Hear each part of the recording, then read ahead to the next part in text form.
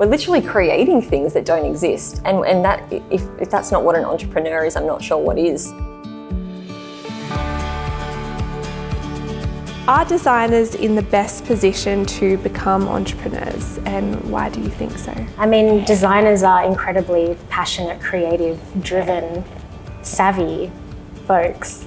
So I guess it'd be great at being entrepreneurs, and I think just by virtue of being a creative problem solver, I think that's a great foundation for being an entrepreneur. The strongest part of branding is all that thinking that goes into the brand before you even put any pen to paper or create any image. That thinking, that strategic foundation can transform a business. The way designers approach things, the broadness of their thought is fantastic. Just sitting with a creative or a designer and they talk to you about where they might go with something. Especially if you're in like an agency world, like every day you're working on a new business.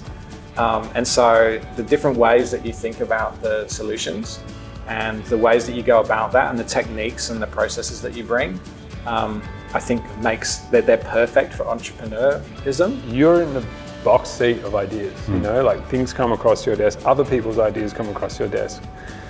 And so you get exposed to so much stuff that not a lot of other people do. If you're a freelancer, like you work for yourself, you know, like you're already doing the hard yards to like make a living. If you can do that and successfully run that, like you have a lot of fundamentals to actually now go on and progress and to do something else. It's really great that designers are getting involved in the entrepreneurial process and putting a stake in the ground and backing themselves. You know, it's really exciting, but I think the other side of it is, which they have to be really careful of, is not letting their delusions get in the way.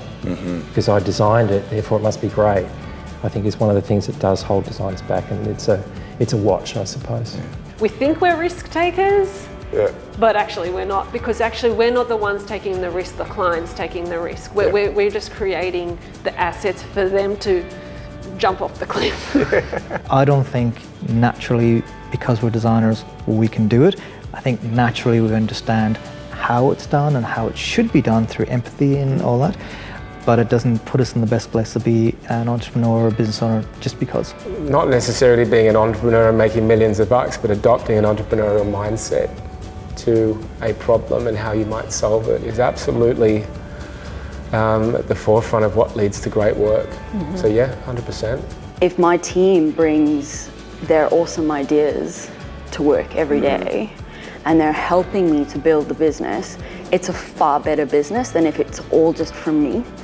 And so I think that's where I would encourage designers to really step out and to know that because of your innate ability to problem solve, your innate ability to look at things from a completely different perspective, or even be able to facilitate looking at things from a different perspective, those are the kinds of skills that will help larger firms to really push boundaries and to change things.